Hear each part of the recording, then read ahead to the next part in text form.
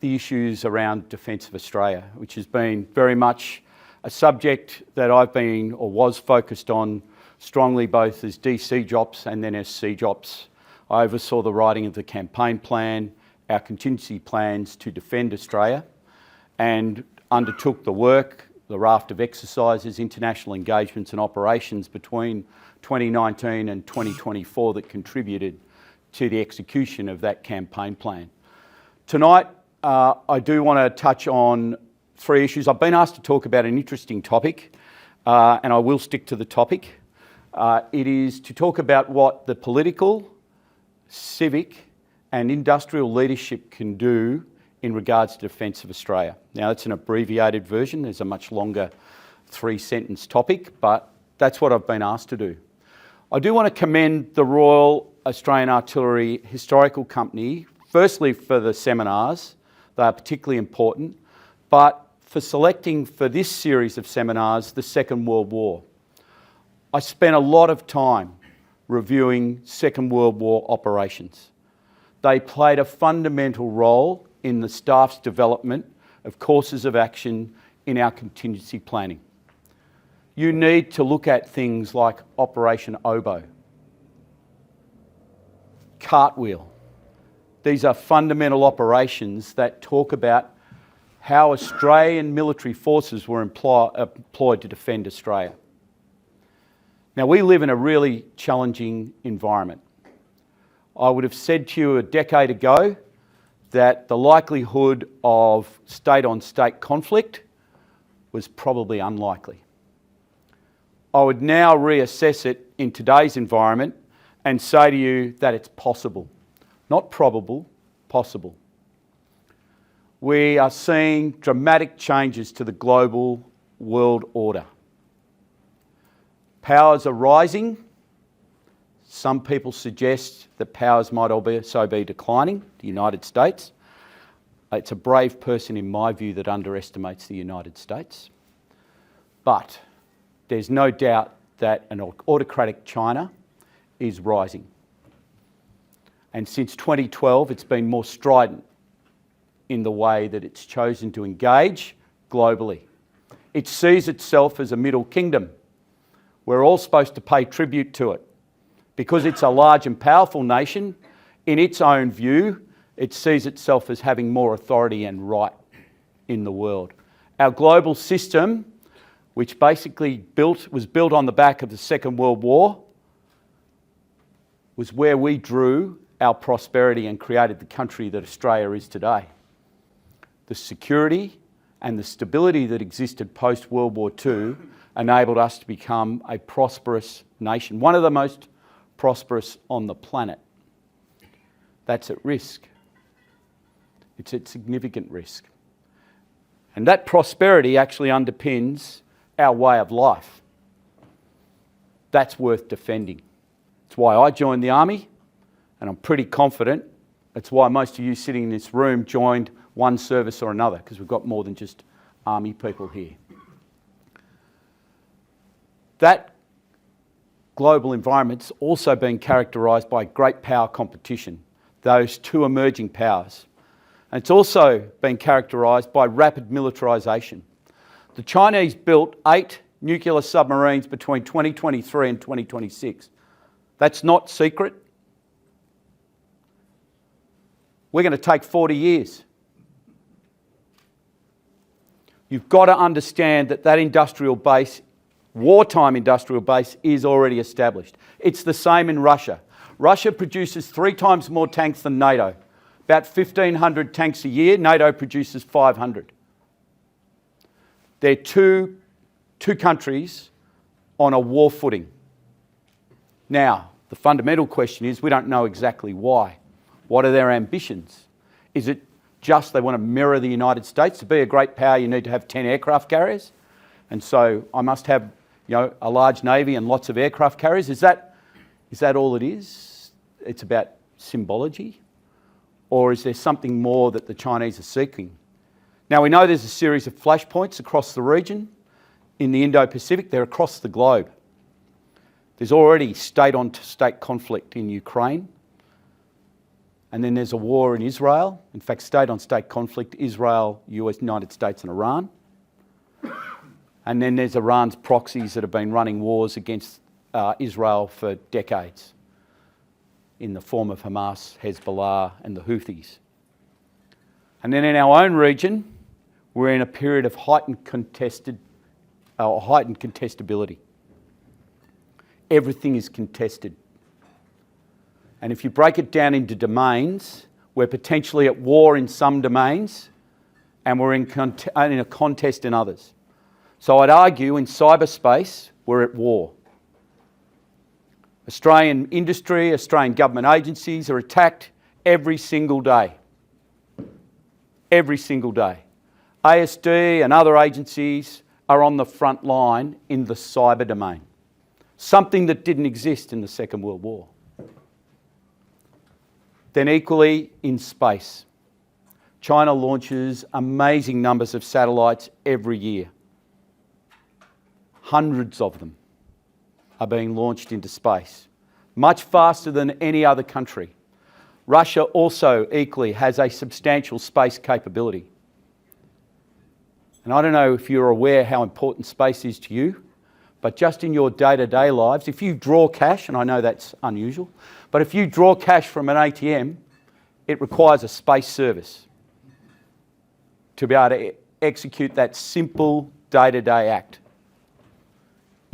Space impacts all aspects of our lives. Agriculture, farmers mapping their paddocks so when they plant they know how much fertiliser to put down on certain spots to maximise the output. That uses space technology. Then I can't really talk about it, but there's a whole lot of space technology that you use every day in your military jobs. Some of it quite exquisite. We don't have a lot of orbiting space capabilities. We are getting capabilities that are ground-based that can apply space effects. But we are in the business of operating in 5 domains. And there's a bit of a debate that I have, and it's a personal view. I think the 6th one is the cognitive domain. So if you like, operations today, commanding and directing the ADF to exercise its military capacity, you have to play 6-dimension chess. You're trying to gain ascendancy in one domain to then potentially counter where you have a weakness in another, or as a process to gaining an advantage in another. You have to think that way. You are constantly manoeuvring in 5 domains, and if you I beg your indulgence and you accept my cognitive domain in that domain as well. Just think of the cognitive domain, just think of the volume of information that you access every single day. How much of it's true? How good are you at critical thinking? Do you ask questions about what you're reading in Wikipedia or in news.com.au, an outstanding source of information? Or Twitter? Or what does Mr. Trump call his? X. Or, for the more contemporary in the room, the younger ones, maybe Tinder. Is it real? Is that photograph real? Was it taken 10 years ago? Or is that really the person you're interested in? And at the end of the day, it's pretty superficial if you're only interested in the looks. Anyway, there are 3 areas I want to touch on, that relate to what governments can do. The first one is we need to have a conversation in this country about civil defence. There is lots of good work being done across Australia, mainly in response to natural disasters or crises other than conflict. There are structures that are built where state governments and federal governments cooperate, where agencies like the ADF get involved and participate. In the ADF's case, the 2nd Division has deep relationships with all the state agencies that are involved in responding to natural disasters. Those linkages, those relationships are critical because they're the same relationships they're going to need to apply in conflict. What do you do with 274,000 volunteer firefighters if Australia's at war? I haven't really thought about it. What do our police forces do? How do our hospitals function? There's a whole raft. I could ask a litany of questions. Now today, I think it might have been, Mark mentioned the 1930, I think it was 32 war book, or 39 war book. 1939 war book. That war book was incomplete. There was another one written. The last time I think Australia really thought about civil defence was the war book of 1956. And it outlined how you would transition from peace to war. And it did have a chapter on industry. Now, for me, that's just a starting point. We need to do that work. Government needs to commission that work. But then equally, we have to have a conversation with the population, not to panic them. Now, we've mentioned Darwin a couple of times. The government deliberately covered up what happened in Darwin. Deliberately, for fear of panicking the population in Australia. They understated the casualties and they understated the effect. There's a good reason why what Tom presented today is not talked about often enough. It's embarrassing. The country was underprepared. Yet we knew the threat was emerging. Imperial Japan was militarising in parallel, oddly enough, to what might be going on in the 2020s, the 2010s and the 2020s. It's not exactly the same, but there are fundamental parallels in what's transpiring. Does the co-prosperity sphere and the One Belt, One Road, I like the old name, because it's about one, it's only about China, it's singular, but One Belt, One Road and the co-prosperity sphere, is there anything in common with those two things? Going to the economic point that was made really well today. The answer is yes. It's about access to resources. China can't feed itself, it can't fuel itself, and it doesn't have all the critical minerals it needs to drive its economy. Interestingly enough, we have common weaknesses, particularly with energy. Japan almost has exactly the same weaknesses. So does South Korea. It's important because a couple of those countries are our allies and partners, and I'll talk to that a little bit in a moment. But how do we work together with our partners? And I'll come back to that. So we've got work to do, and we've got a government that's reluctant to talk to the people. There are excellent models globally. Sweden's an excellent example of a civil defence system that's well established, highly effective, well supported by its population. There's a sophisticated discussion to have. And if the premise of my point earlier about our way of life is worth defending, then that's where you start your conversation. That's the critical thing that needs to happen. So civil defence, draw on our experiences, our knowledge, take what is relevant and prepare ourselves for the worst case. Knowing now, and we've known this for a while, I'd argue since 2012, maybe earlier, that it's possible that we could have conflict. Taiwan, the Korean Peninsula hasn't gone away. It's still an unsettled matter. It's not been concluded. And then the South China Sea. They're three immediate ones. There are others potentially. And to the point made earlier about sea lines of communication or strategic lines of communication, if we did find ourselves in conflict, those strategic lines of communication will be fought over. They will be a fundamental part of the war because we're all reliant, including our potential adversary, on those strategic lines of communication. And we are, but equally the people that we're likely to be fighting alongside will also be reliant on them. And we have to play our part in supporting them as we would expect they would support us as allies and partners. So that's point one, civil defence. Point two, sovereign capability and capacity. It's a mixed bag. Yes, we're going to build submarines in Australia in a long time. But let me put it this way.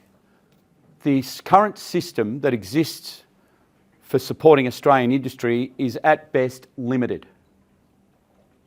And its advantages, our acquisition system in defence advantages the primes. So when you've got to expend large sums of money just to bid on a project, to return a request for tender, and you're a small business where cash flow plays a vital role in your survivability, and you've got to outlay something to bid for a project in the IIP, and then that project gets delayed by 2 years, which is now common practice. Nobody's planned that, but to the point, there is a whole lot of capability in this country, small businesses that are capable of generating exciting and excellent capability, but they mostly go offshore. A lot of them are doing quite well out of the Ukraine war, and that's why the primes have ascendancy. I'm talking about the Boeings and the Lockheed Martins, and there's nothing wrong with those companies, but they have the ascendancy because they have the capital, and then the small companies then have to hook their wagons to one of those primes in the hope that the prime will win the contract. And then the prime will advertise that small company's product, put a massive markup on it, and the Australian defence budget doesn't go as far as it should.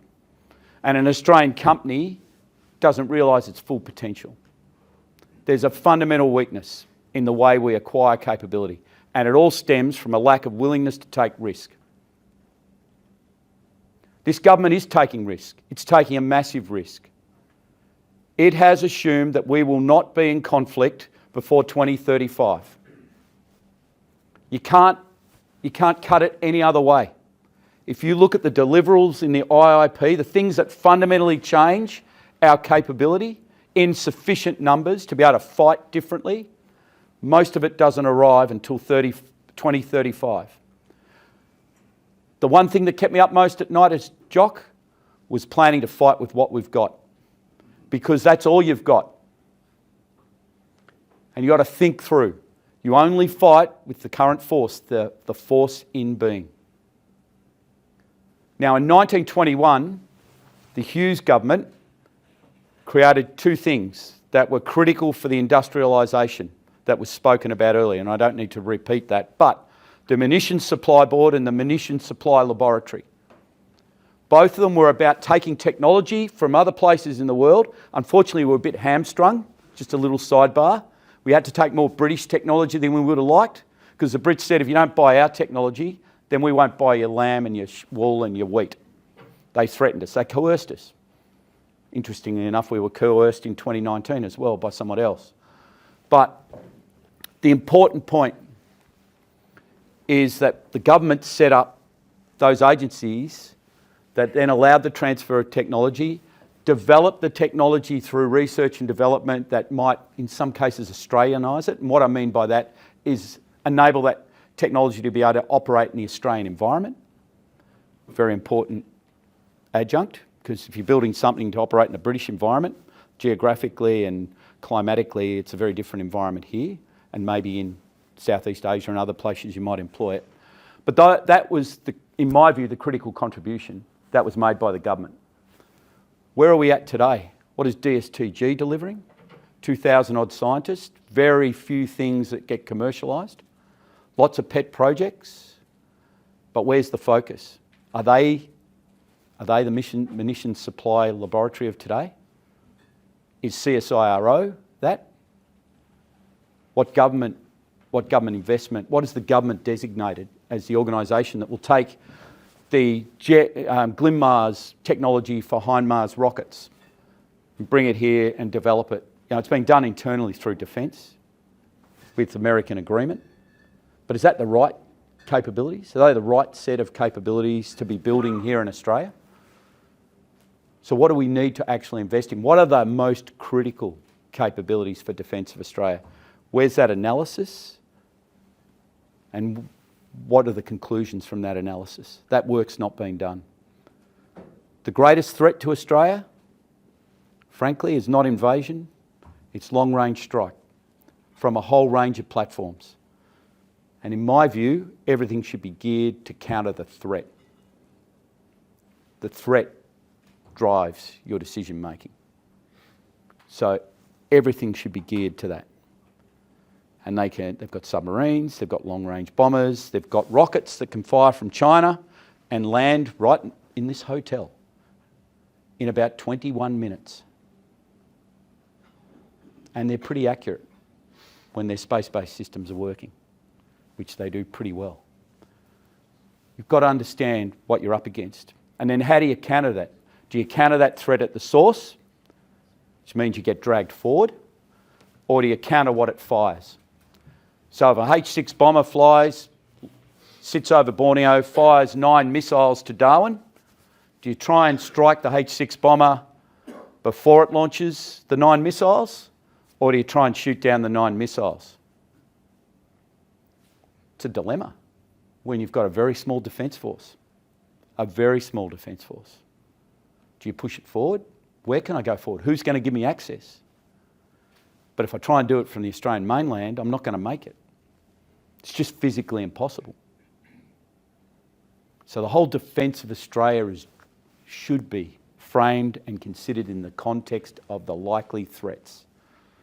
And there's plenty of them. So building sovereign capability that contributes to the most fundamental capabilities to our defence should drive decision making. Equally, what do we shore up in this country? And we've had plenty of warnings, COVID, the financial crisis of 2008, and the recent set of wars. We've had plenty of warnings about energy, plenty of them. We've had plenty of warnings about health, medicines, all sorts of things that we were short of, and going around begging other countries to provide who are equally short of the same thing to try and provide it. Maybe because we're a bit richer, which doesn't last forever if you keep spending your capital, we might have been able to pay a higher price for things. That's not going to last forever. So what are the critical things we must make in Australia? We should be able to feed ourselves and we should be able to fuel ourselves. So does that mean that we source it from here, or we hold such large inventories that we can last for a long period of time? And I'm not talking about 30 days. I'm talking about 6, 12, 18 months. There's a lot of money involved there, but the analysis needs to be done. And it ties neatly into my first point about civil defence. My last point, and it's mentioned in the NDS, is integrated statecraft. I would say to you that Australia is very good at responding in a crisis. People kind of come together across whole of government, they work together cooperatively, and they resolve the crisis. That's nice in a dynamic sense, and it's been built up and improved over the years, but there's no equivalent in the deliberate sense. There's no natural integration and interaction day to day.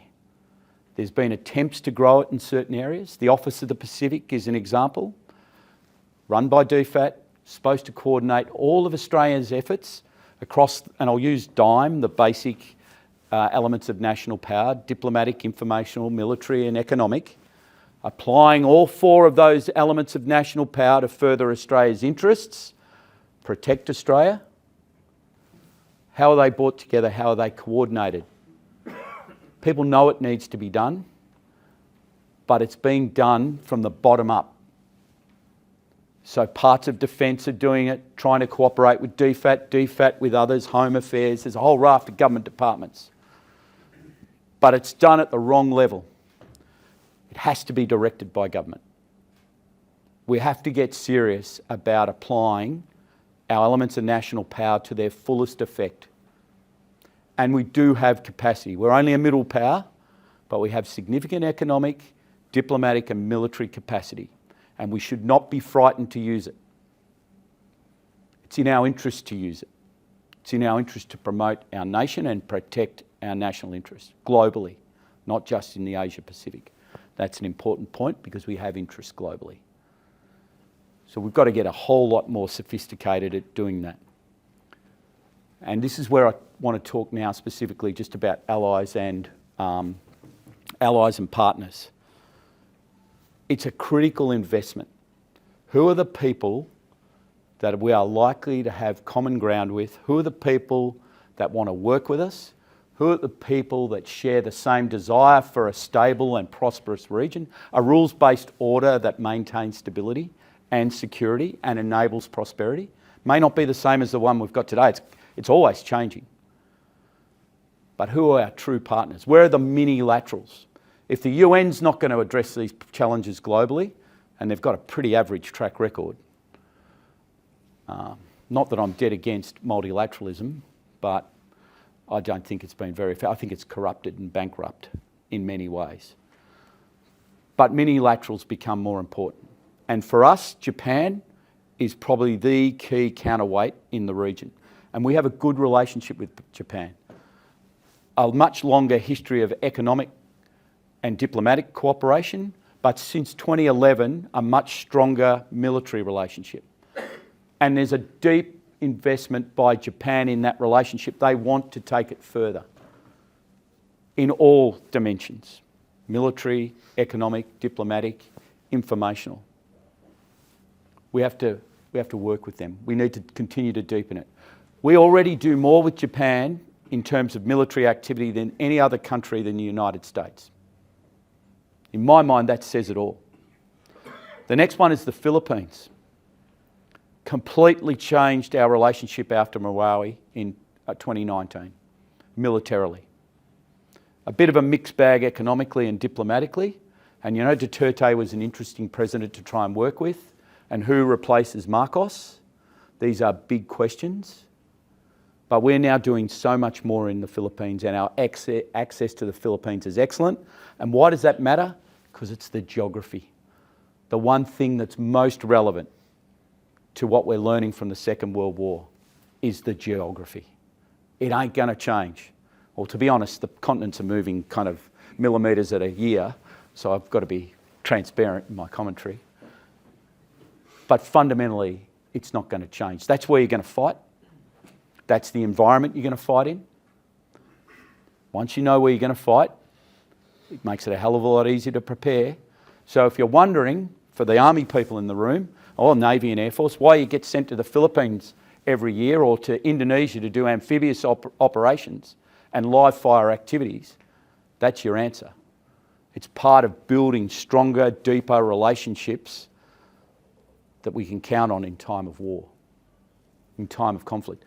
Potentially, actually, to create a deterrence. That's our contribution to deterrence, actually, is that set of relationships. And it worries China more than anything else, is countries bandwagoning.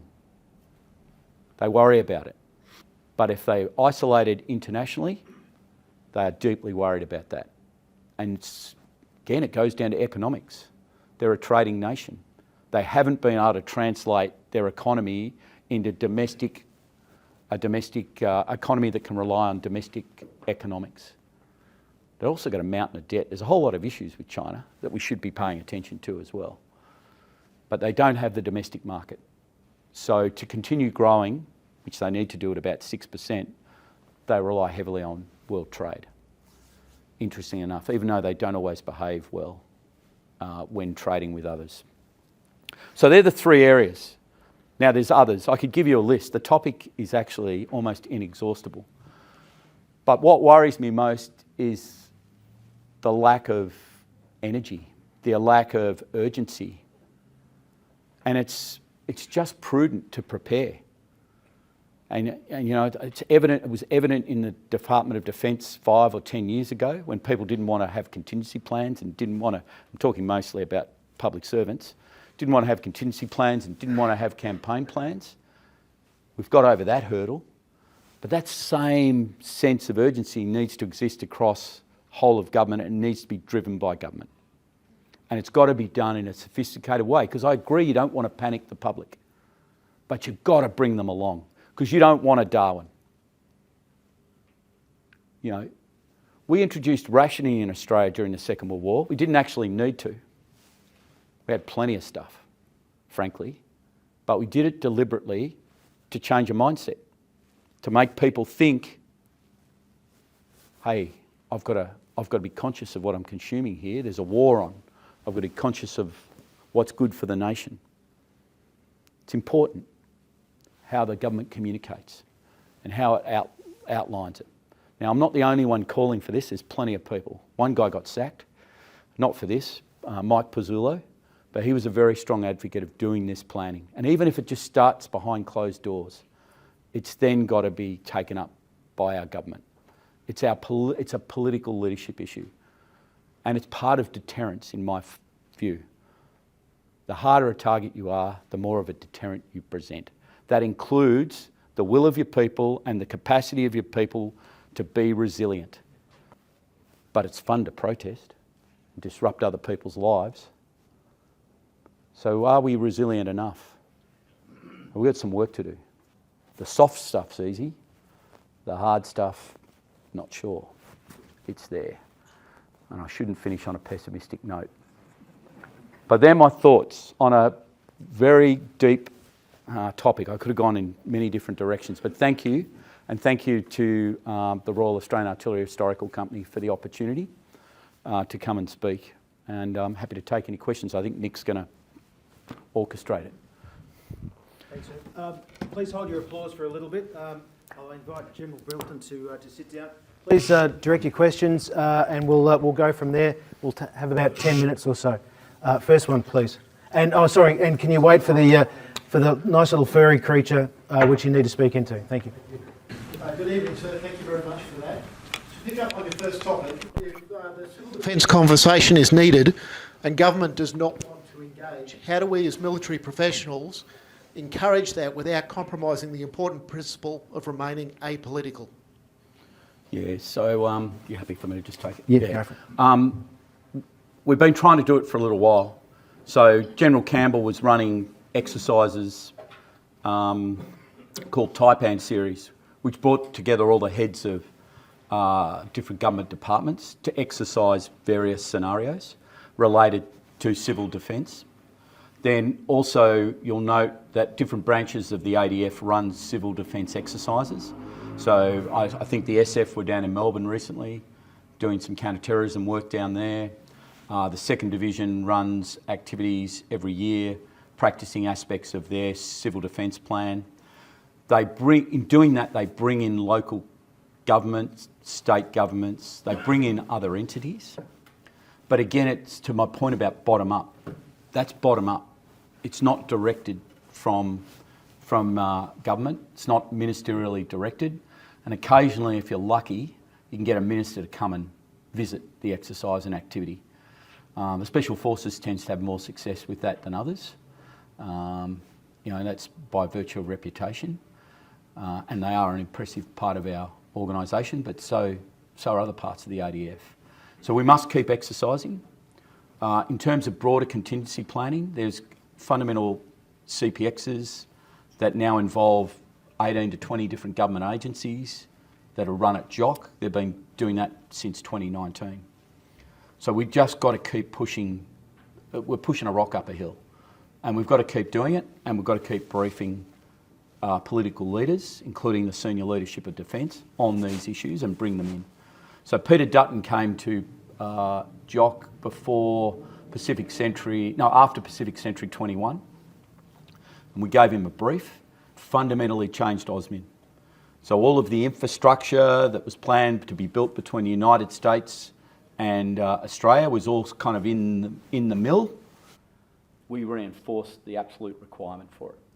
And he actually changed the agenda.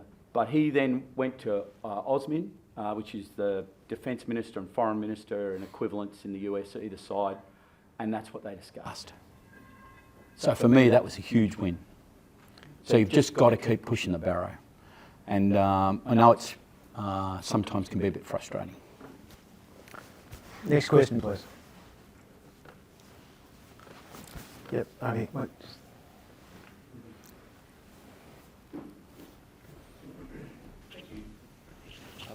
I'm civilian. I'm not in the military. What should I do to get involved? What do you do for a living? Can I? I have a car finance business. Okay. Rightio. Do you worry about Australia's security? Is that something? Yeah. Okay. So that's part of the reason you're here. How many of your friends do you talk to about this sort of subject? Are any of them interested in it? Is it something they? I'm on my own. They also think I'm weird. Yeah, okay. Well, you're not weird. You might be ahead of your time, actually. I mean, if more people in the public were curious about it, it would be helpful. So thank you, firstly, thank you for coming to something that, I don't know how you found out about it. How did that happen? I was a company member. Okay, so you didn't know someone in the military here that said, hey, why don't you come along? I have a few friends in the military, but no one invited me to this event. You just chose to come? Yeah. Okay, we need more people like you. Yeah, that's what it comes down to. People that are genuinely interested in what's happening globally. And you know, I don't want a war. Don't for a moment think that's the last thing. It'd be absolutely catastrophic for Australia. I'd like to try and prevent one. And there's a fine line to getting deterrence, that balance right. But part of it is absolutely a resilient society. It's part of deterrence as much as it is, you know, being able to absorb the shock. It's the more prepared we are across the board, including in industry and not just government, the more difficult a target we become. We'll be just conscious of what's happening and the fact that we're in a constantly contested environment. And every time a Chinese government official says to you it's a win-win, you're not winning. There's only one winner. You've got to see through that nonsense.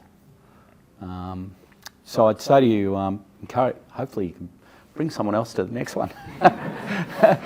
If you bring 2 people and I bring 2 people, well, I might make a better effort to bring people from outside kind of the military environment as well.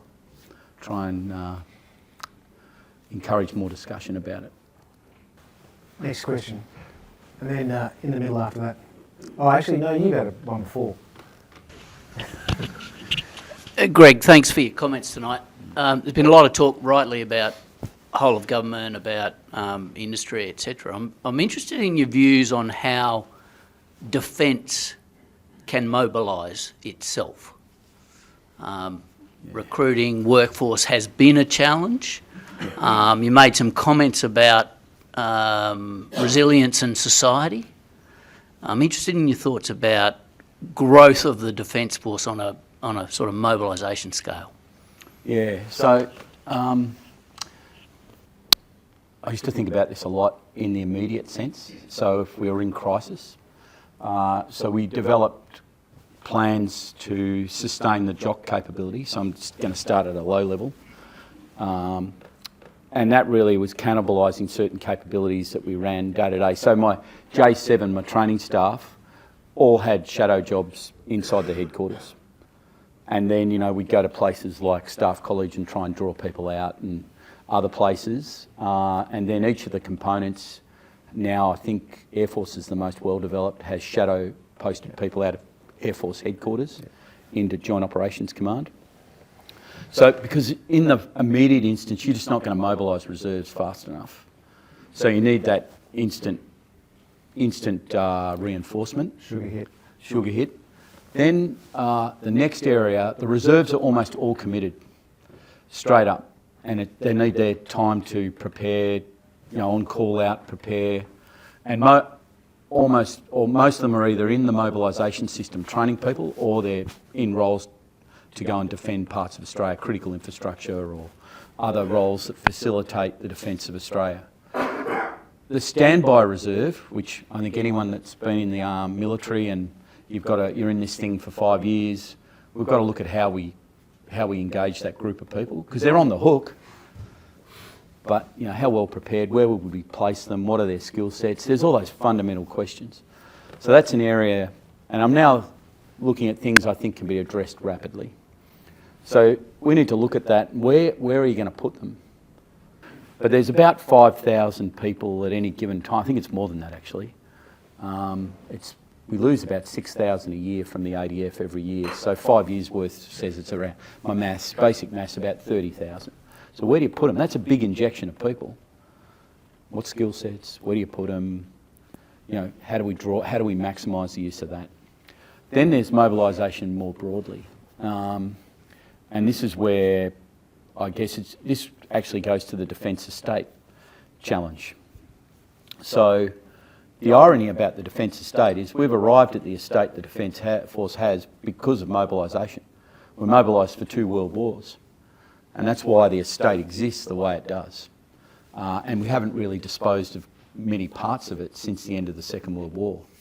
But you're going to need a certain level of estate facilities and capabilities. So when they start telling you about they're going to sell parts of it, my first question was, well, have you thought of the mobilisation problem? And they're in, a lot of these properties are in major cities. Guess where most of our people live? There's a whole raft of questions you've got to ask. If we arrived at this point mobilising, I think, over 1 million people in World War II and about 400,000 in World War I, should we be actually selling this estate off? It gets caught up in heritage arguments and whatnot, but the fundamental one for me is mobilisation, Don. And then how do you make a small Australian Defence Force? How do you apportion enough effort to build the mobilisation functions you need? Is Forces Command and 8th Brigade and the Army enough? And I'm sorry for the Navy and Air Force people in the room, I'm not completely au fait with their training constructs, but they're probably modest, like the Army's. How do you split them? Because you've got to dedicate a lot of them to mobilisation.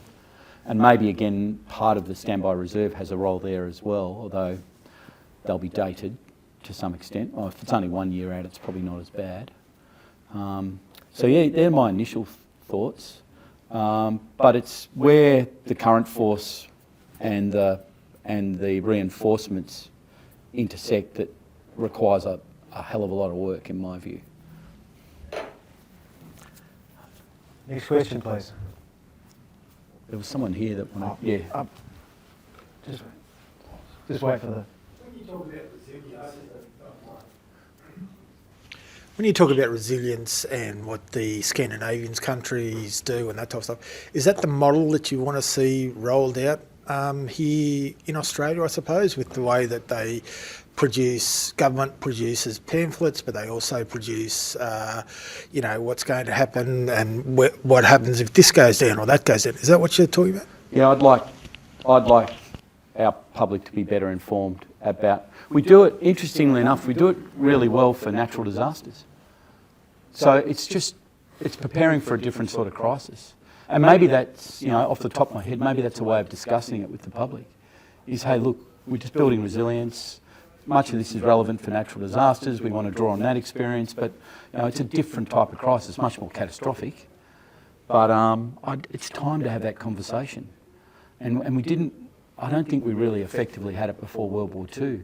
And part of it's the tyranny of distance. We think we're protected by that geography. Unfortunately, we're a lot closer than we'd like to be because of technology, frankly. It closes the gap. Yeah, but that's what I'd offer. But it's time, Australians are mature people. Most of them well educated, most of them sensible. Have the conversation. Next question.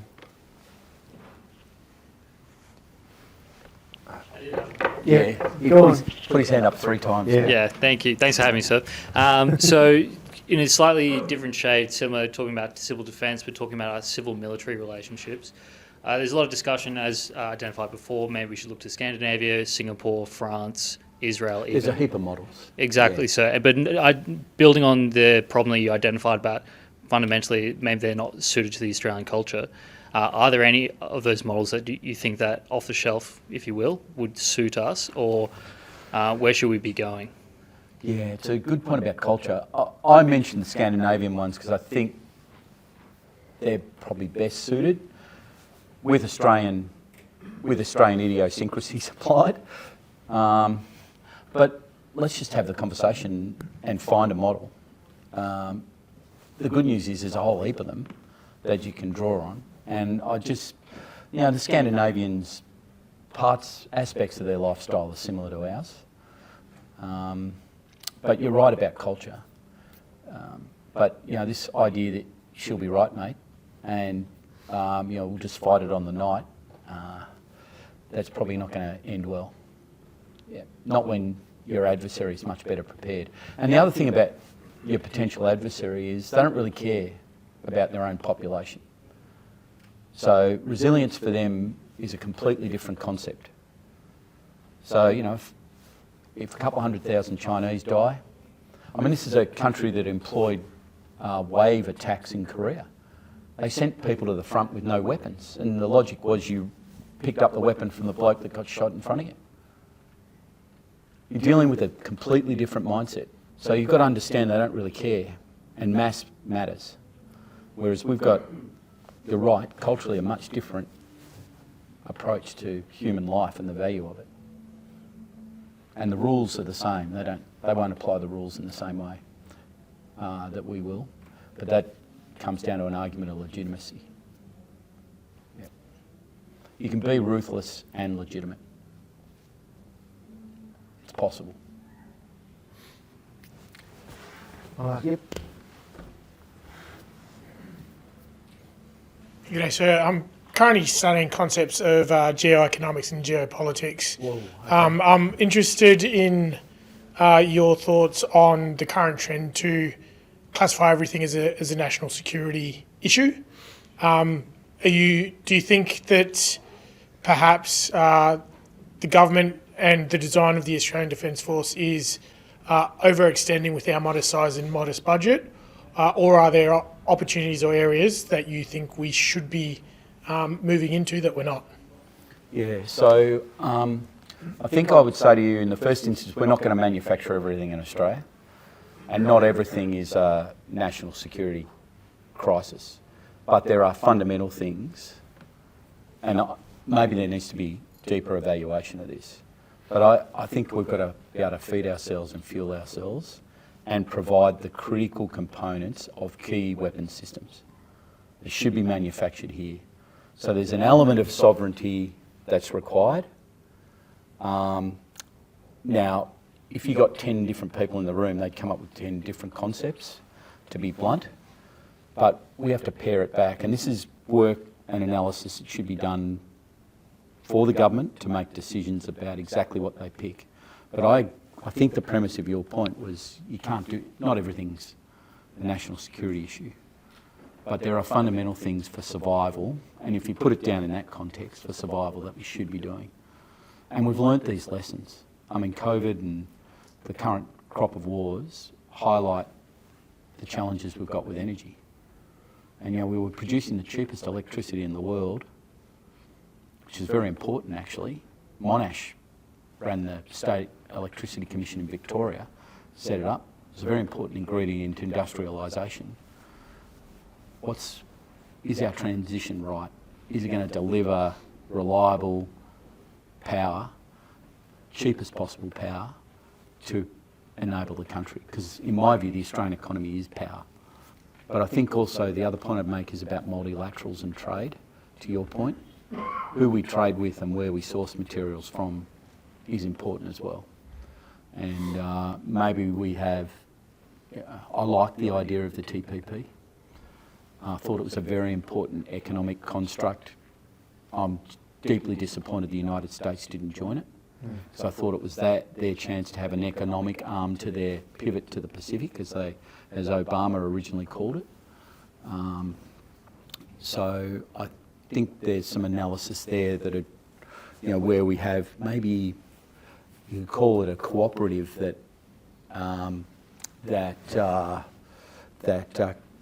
contributes to our multilateral defence. Yeah. For Japan, I think you know, the strategic lines. We have a responsibility for those strategic lines of communication to a point that will support Japan in time of conflict. Now, we've got a maritime trade officer over here. Trade routes adjust.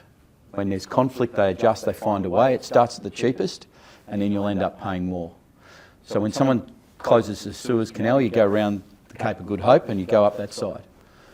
Have you been to London? Have you been to the war rooms? You've seen the map on the wall. There's a map with a whole lot of pinpricks in it, where it covers a wall probably about four panels. And you can see there's thousands and thousands of pinpricks. But they're all the trade ships, all the merchant ships that were coming to deliver material to England in time of war. And you can see these really pronounced lines across the map of pinpricks. and they were tracking every single merchant ship in those war rooms. It's, you know, we should be doing the same thing, thinking about how they adjust. How do we contribute to trying to keep them secure? It's part of the reason we're buying nuclear submarines. Just need them earlier. Yeah. No worries. I think we've got time for one more question. Yep, lovely. Just, wait for the furry creature. Have I gone overtime? Bob's been tapping his watch. This will be the last one. So, has to be a good one. Yep. It will be. Okay, so just from your time as a CJOP, what did you find as like the most significant operational bottleneck when you operate as an integrated coalition force? Culture inside the ADF. So the ability to properly integrate all of the capabilities of the ADF is still a work in progress. There's a lack of genuine understanding of interdependencies, and there's a lot of hubris and bravado in each of the services. So, you know, if you talk to an Air Force officer, he'll tell you he can fly his F-35 2,000 nautical miles out and kill a destroyer or a cruiser. The difficulty with that lovely vignette is he's not going to be doing it on his own. And there's at least 3 other domains supporting him, and having a deep appreciation for that. Now, I'm picking on the Air Force. I can give you Navy and Army examples as well.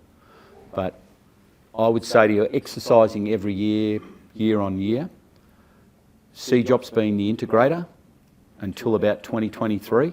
So of my 5 years, I started in 19, and it was 2023 before a series of mentors that I had said to me, congratulations, you're no longer the integrator. So, you know, it took that long. And so I'm not worried necessarily about the younger people in the ADF. I think they get it.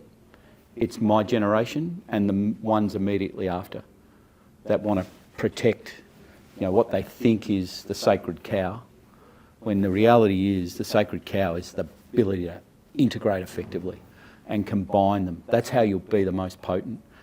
The one challenge with the ADF that is it's linear.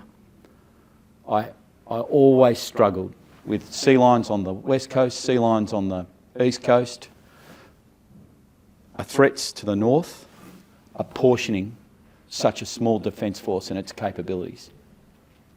And anything that builds mass. So I see autonomous systems, underwater, surface, air, land-based autonomous systems as being one way of generating mass. And by generating mass, I can generate multiple dilemmas concurrently. Concurrency is the, you know, that's the nirvana. So in a small defence force, how do you get to that? And then integration of that and making sure that you've got redundancy. So, you know, you might lose the space capability that provides the targeting data, but I might have an SF operative forward that provides that targeting data because I have to kill that ship. It's essential to the plan. So you've got to have layers, and it's getting people the mindset. You know how I talked about 6-dimensional chess? It's getting people to have the mindset that we're not competing with each other. We're actually complementary. And by integrating effectively, we're, I won't say guaranteeing success, but we're significantly improving the chances of success. No worries. General, thank you very much. I'll leave it there. I'll leave it to Brigadier Shillaby to thank you properly, but from my personal perspective, thank you very much. Thanks, Nick. I'll leave it over to you, sir. Sure. Thanks very much for your time. I look forward to your insights for next event. Thanks, mate. And thanks for the book. So, ladies and gentlemen, that concludes the presentations. Thank you very much for your attendance today. Thank you, CO20 Reg, for inviting all of the officers and senior NCOs to come along. That's fantastic. Thank you for the civilians who come along and are showing interest in the defence of the nation. You know, I think that that's really important. And thank you, sir, for just reminding us the importance of being ready, of having a good strategy, and the fact that that strategy from World War II, and probably a little bit of luck, has underpinned our prosperity, our way of life and our standard of living. They're all really important things for everyone, for all Australians. If you got anything out of these, they'll be published on the Principles of War YouTube channel or as a podcast. So share them. It's a good way of getting the message out there to those who couldn't make it. If you're in Adelaide or Canberra later on in the year, we're going to be continuing our journey through the trail that Australia took through the Second World War and pulling out more of those lessons. The other thing is we've got Nick's book, Action, Action, Action, the short history of the employment of Australian artillery for over 100 years. So there's a lot there, and so we'll be selling those up the back. And I think Tom's got some books as well that he's selling as well. So thank you very much. There'll be some food, and the non-alcoholic beverage package continues, and cash bar. So thank you very much.